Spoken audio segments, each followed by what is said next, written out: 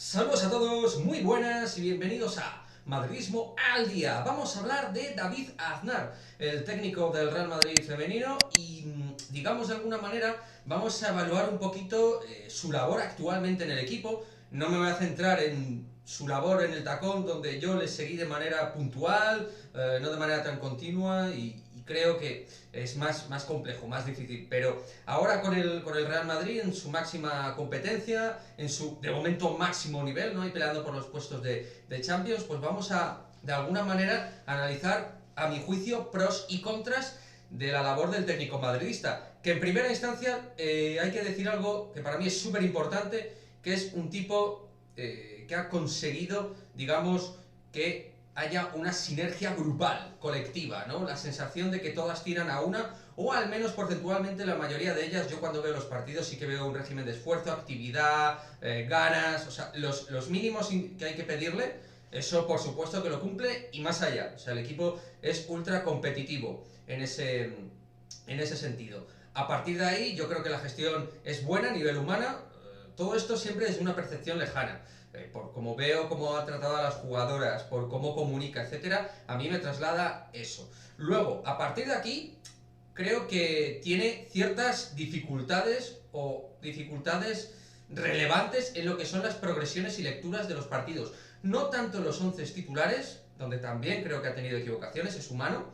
Por ejemplo, apuestas personales como la de Jessica en un momento determinado, pudiendo a lo mejor cambiar el sistema de manera más prolongada, con Sofía y con Marta Cardona, jugar con 4 medios, que lo ha podido hacer cuando tenía todas en liza.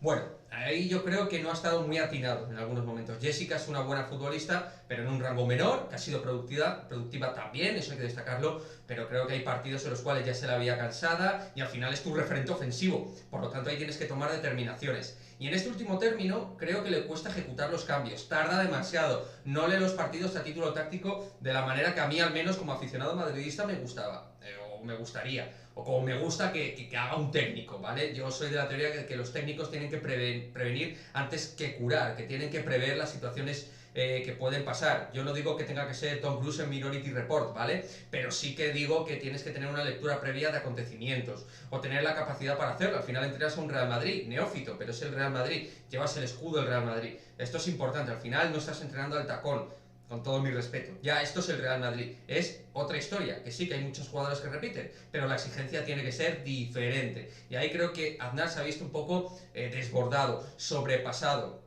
Creo que le dejó huella el partido ante el Barça allí, en San Joan d'Espí. Creo que eso nos dejó de alguna manera tocadas o tocados, con el tema de jugar con 4 medios. Creo que fue una buena idea frente al Barça, más allá de la goleada, la idea era buena y es algo que no ha vuelto a reproducir.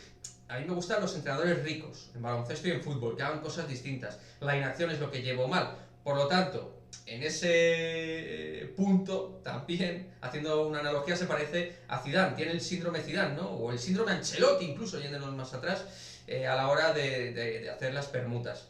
Por lo tanto, bueno, quería hacer un cierto análisis crítico, no muy crítico, porque creo que es un buen entrenador, que al final está ahí a punto de conseguir los objetivos y a eso me remito, y ahí también el entrenador tiene responsabilidad, no solo en lo malo, sino también en lo bueno, pero creo que es interesante, ¿no? Al final analizar la figura del que es nuestro primer entrenador y que si consigue la Champions está claro que va a estar la próxima temporada, es decir, si consigue estar en la máxima competición continental entre los 3 primeros, si consigue el objetivo va a estar ahí, es de perogrullo, pero si no lo consigue habrá que mirar alternativas. Habrá que mirar opciones. Y al igual que hay jugadoras que a lo mejor ya no están para competir al máximo nivel del fútbol nacional e internacional, obviamente, jugadoras que ya se las está buscando salida, como os he comentado en vídeos anteriores, pues con David Aznar, si en un momento determinado se le queda grande el cargo, pues habrá que hacer exactamente lo mismo.